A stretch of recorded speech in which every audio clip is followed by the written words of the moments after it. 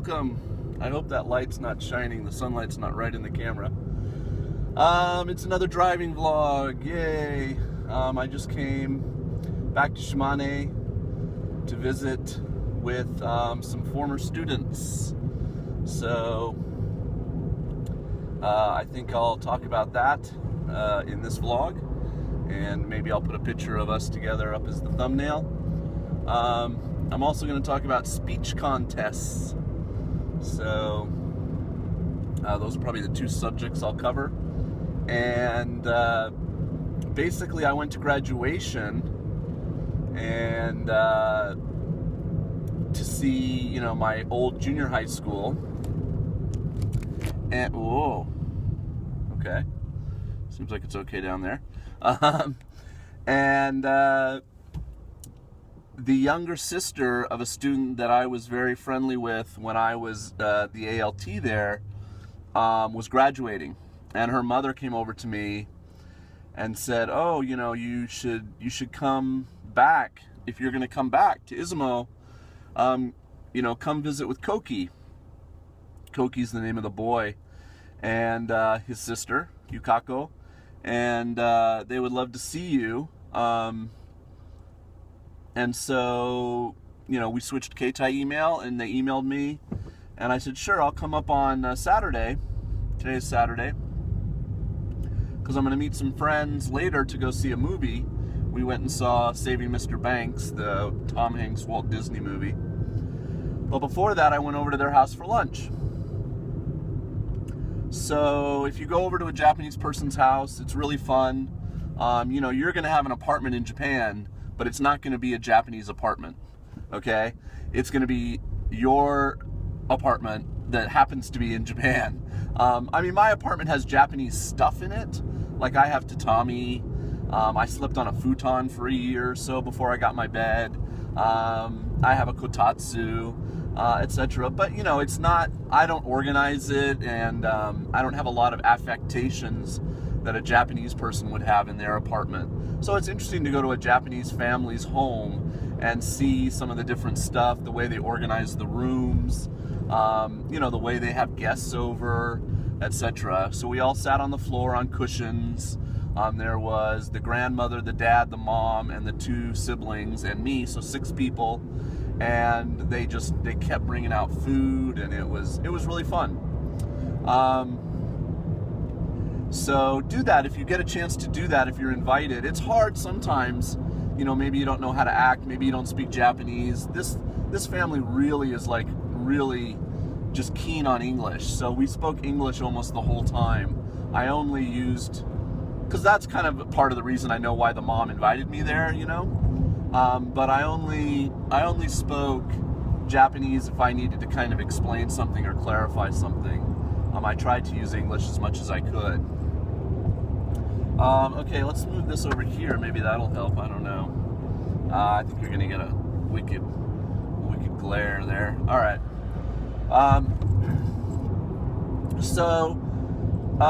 That was fun, and I got to catch up with them, and, Koki's now about to start his sophomore year of college, and Yukako just graduated, as I mentioned, so she's about to start her first year of high school. High school is 3 years in Japan, so she would already be a sophomore if you go by the American system, about to start.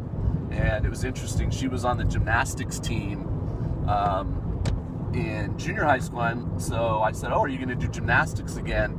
And she goes, "No, I don't want to," she basically was explaining it to me in Japanese. She doesn't want to get, not fat, but she doesn't want to get really muscular. The girls have to obviously have some upper body strength, and they have to get muscles, and their legs get really thick, etc. from all the training. And she's like, "I don't want to do that." She goes, "I actually want to slim down from where I am now." And if you saw this girl, you would just laugh, because she's totally a stick already. But, that was her decision. So, anyway, what else? Oh, so the whole reason I got to be good friends with Koki when he was a junior high school student was that we did speech contests together. So his mother I don't think she teaches English, but she's just very keen on it, and the grandmother speaks it very well too. Maybe the grandmother taught it at one point. I'm not quite sure. But so when he was a Ichinense, when he first came to junior high school, they obviously had already known about me because I had been teaching him when he was at elementary school. And so he signed up to do speech contests. Now at that time, I was pretty well known in the area for doing well at speech contests. We won a lot of prizes. I took students and we often got, best team or best school, or an individual would get first or second place. So, I paid a lot of attention to it. I spent a lot of my spare time coaching the kids, and the schools allowed me to do that. So if you become an ALT, I highly, highly recommend you try to get involved in recitation contests in your area. They're really rewarding, and the kids really, work hard at it, and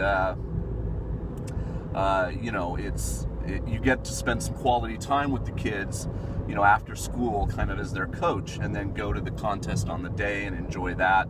You have to give up your Saturday or whatever it is, but it's well worth it.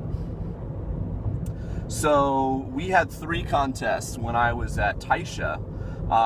We would go to a local one that was held at a private high school, and you could tell they kind of held it to sort of show off their school to potential kids that might want to come. Junior high, it was a contest for junior high students, and they're basically a private high school. But it was super, super easy. The little recitations they had to remember were like, maybe 10 sentences, and they, maybe a little bit more, maybe 15 by the time they got up to the Sannense level. But they were super short, super easy. And so that one was the ones I always tried to, wean my kids on, give them some confidence, let them get up in front of people and speak, etc. Then we had one at a local super academic high school, or super English school, I think they were called back then, called Gotsu High School. Shout out to Shannon if she's watching. She was their ALT for a while. And they were like a step up. The recitation was about a page long. They were based on pop culture things like The Wizard of Oz and Harry Potter, and the kids had to memorize them and recite them. And so it was a little bit more difficult. So Koki did the local private high school one his Ichinense year. He did Gotsu his Ninense year. He got a prize both those years. And his Ninense year, they also won Best School, the big trophy at the Gotsu contest, because his partner was an upperclassman, Kensuke, who I mentioned. Oh, I don't know if you guys have seen, you wouldn't have seen the graduation video yet. Oh no, I mentioned him in the Seijin Shiki video, the coming of age ceremony. He came up to me and said, hey, because of those contests we did together, I really like English, and now he's majoring in English at a university in Tokyo. So they did really well. The bummer about that year was the exact same day as that contest was also the same day as my culture festival at my second junior high school that they had given me that year. So it was like, I really had worked with these kids, I really wanted to go, I was all set, and they're like, oh, but Jason, you gotta come to Bunkasai, you gotta come to Culture Festival. And it was like, I weighed the options. I was like, okay, I really want to be there for these 2 kids, or I can, go and participate in this thing, for all 400 kids at this other school. So as much as I hated to miss it, especially because they ended up doing so well, I couldn't go and watch them, but we celebrated later and they showed me their trophies. And anyway, and then when I was leaving Japan, my final, time as an ALT, Koki became a Sannense, a 9th grader, and he did the hardest contest that we did in Taisha, the contest named after a famous Irish writer named Lafcadio O'Hearn, who wrote about Japan and took on a Japanese name, Koizumi Yakumo, and lived in Matsue, which is the capital city of Shimane Ken. And his stories are often folk tales, Japanese folk tales that he transliterated into English. and they made the basis of a very famous 60s Japan horror movie called Kwaidan. And they're really great stories if you can look at any of them. Anyway, that's a really difficult contest. The recitations are about 2 pages long. It's a lot to memorize. Some of the language is very antiquated, and he did that kind of with my successor, and he didn't win a prize, unfortunately. It's very stiff competition at that contest. But he did all 3 levels, came up through the ranks, and his English is pretty good. And it turns out his sister, you know, wanted to do a contest, but they're not doing it so much anymore. You know, I think sometimes, like, my enthusiasm for these contests kept us going. And now, not to, you know, maybe the current guy wants to do it, but his attention is divided, or I don't know what, but they don't go to Lafcadio Hearn anymore, which is unfortunate. And so she ended up doing the easy private high school one all 3 years in a row. She did win a prize her final year, so that was nice. And I was actually there for that, because I went to also see another student that had emailed me and said, hey, come to our speech contest. So, speech contest, yay, go do it. It's a great way to kind of, you know, strut your stuff a little bit, like, hey, English, it's important. Look, you know, we're winning prizes with it. The kids really do get a lot out of it, and like, the cool thing my school did is whoever went to one of the speech contests that year would then get up at the culture festival, the Bunkasai, and say recite their English story in front of the entire student body. So that was kind of cool that they got that little encouragement from the administration at Taisha. Okay, that's probably it. So go visit former students if you can. Go to Japanese people's homes if you can. It's really fun. And speech contest, yay. All right, thanks for watching. More soon. I am going to watch sumo, of course, tomorrow, but I'll try to put up a vlog as well. And thanks for watching as always. Peace, guys. Bye.